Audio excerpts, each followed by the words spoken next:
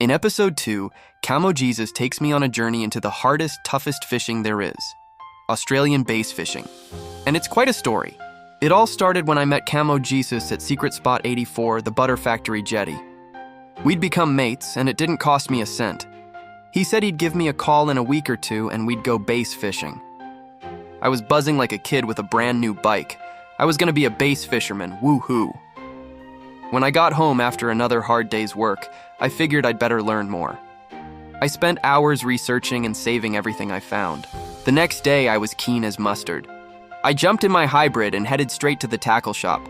The staff were lovely, but they knew more about the weather than they did about fishing. I needed more, but nobody spoke bass. It was like some undercover operation. Someone or something was hiding the real information. I found out they're hard to catch, live in remote spots, and there aren't many of them, probably because of the tough environment they live in. Then out of nowhere, some customers dressed just like Jesus walked in. Camo gear, hanging out in areas with no bait. Skinny blokes, way fitter than me. I grabbed a camo jacket off the shelf and hid. All day I heard stories about mountain goat country, huge cliffs, gigantic poisonous snakes, blood-sucking leeches, wild horses, spiders, and even a bloke who rides a buffalo. My enthusiasm took a hit like a minor car crash. These stories were spine-chilling. Did I really want to die becoming a bass fisher person? I thought, I've got this. If I'm going bass fishing, I gotta look the part. So I grabbed the camo stuff, the boots, the repellents, and start building a pile in the corner. Then I asked the salesperson the dumbest question. What does a bass fisherman fish with? The salesperson smirked, and the Camo Jesus lookalikes burst out laughing. The Camo Jesus lookalikes were speaking another language, Australian, but coded like surfer talk, all Barney, Hodad, and Grommet. Only this code was about fishing. I realized I was out of my depth and just bought my pile. No extra gear. Still excited to test it, I threw the camo on and headed to Secret Spot 101, the Princes Highway Bridge. I experimented with people and cars to see how well the camo worked. A mate turned up and said he couldn't see me. I was wrapped.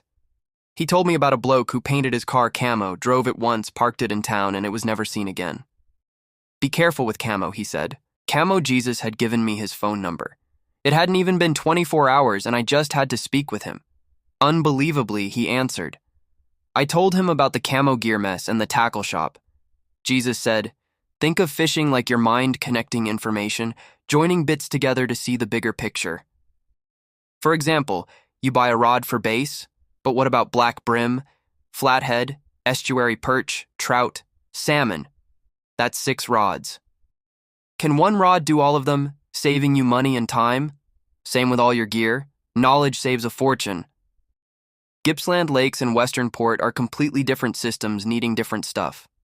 Ocean, lake, salt and pepper, strawberries and cream, they're separate but can work together. I said, Jesus, I think my system's been compromised, corrupted, infiltrated like a virus has blocked the details from sticking in my memory. What should I do? Jesus said nothing. Just meet me at Spot X tomorrow evening. Don't bother bringing your fishing rods. Confused and dazed from overthinking, I said, okay. I dressed in my camo gear, jumper, shirt, jackets, and boots. I even wondered if they made camo underwear, then thought better of it. What if I got injured on the bass journey and ended up in hospital? They'd think I wasn't wearing any. So we meet out in the wilderness. I lock my car and we jump in Jesus's 4-wheel drive. In no time, we're in deep scrub on tracks so rough I'm gobsmacked. Uphills, downhills, river crossings, terrifying landscape. It's scary. I look over and there's Jesus, arm out the window, cool as a cucumber like it's a Sunday drive. I tell him, once I can catch fish, I'm gonna find that lady who said the fish come on at 3 o'clock and prove her wrong. Jesus pulls over and says, let's go. Grabs 2 rods, a tackle bag, a head torch, and a medical kit. Off he goes and bang, just jumps a barbed wire fence. Up and over, easy as that. I look at the fence and think I can't do that, I'll just go between the wires. Halfway through and the fence catches my brand new camo jumper where I can't reach.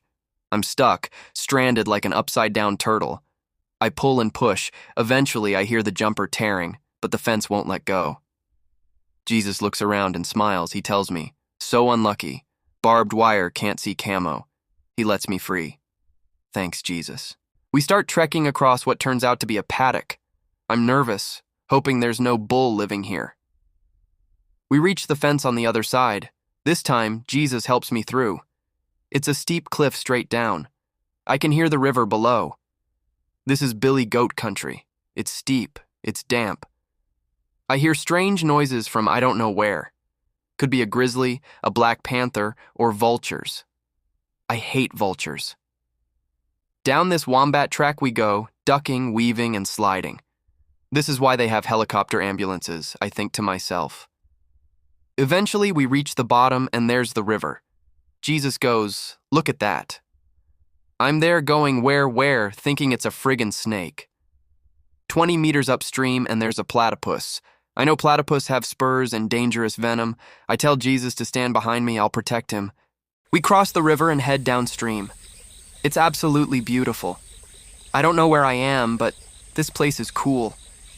Jesus gives me a rod. It's light as a feather, about 7 foot long with a tiny little reel. It's got funny line. He calls it braid with a leader. The bait's a plastic lure with hooks. Jesus calls it a cicada. I call it a blowfly.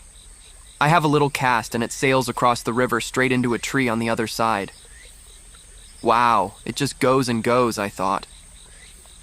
While I'm in the tree getting untangled, Jesus is onto a fish. It's an Australian bass fish. He's excited. I'm still stuck in the tree and he just looks and smiles.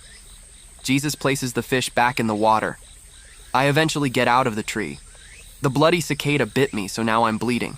I'm limping from the cliff, my new camo tops stuffed by the fence. I'm bleeding from the cicada, and the salespeople smirked at me. I'm wet and cold, and somehow we've got to get out of here. This bass fishing is bloody tough. It's nearly dark and Jesus just keeps catching fish. I decide to just watch and ask questions. The surface fishing is mesmerizing. It's really quiet, just watching the cicada come over the surface of the water. Then a splash scares the hell out of you as an Australian bass fish explodes on the cicada, making a huge ruckus. And then the fight is on to bring the amazing fish in. Wow, he's something else. I've never seen anything like this. We chat, and he just speaks.